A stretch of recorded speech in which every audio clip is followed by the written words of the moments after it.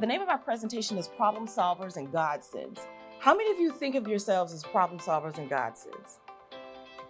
Well, you got to, and I'll tell you why in just a little bit. If you don't think of yourself that way, you should after today. And if you don't, one of us has failed, and it's not me, okay? Okay. I mean, all of them are on the list. That was a trick question. All of them are on the list. You have to master all of these skills. Yes, you do. And for whoever said number 9, absolutely not. Absolutely not. I want to tell you a story about how I got tipsy. And I'm hoping you're getting tipsy with your customers. I don't mean this tipsy, although this might be nice for some of you after 5 o'clock.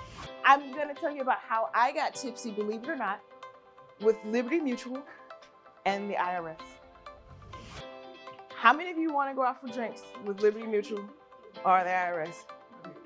You should not think that way about them. These are wonderful, wonderful people. But I'm actually talking about this kind of tipsy. Don't look at your notes because I don't know if the information is in your notes. What do you think tipsy stands for?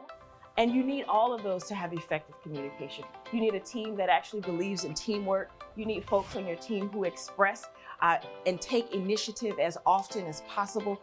On the flip side, with respect to professionalism, a commitment to mastering your work, to understanding your job with regard to the technical components of what you do.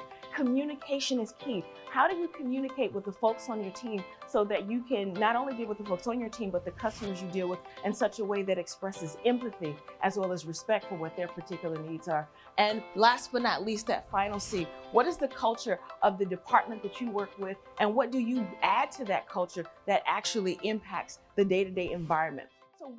So with that being said, I want to tell you a story. I'm going to tell you a story about what we have here. On February 23rd of 2013, this happened to my house.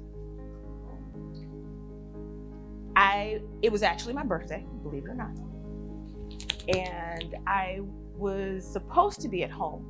I love to bake and I like red wine. I'm working on not doing them together, okay?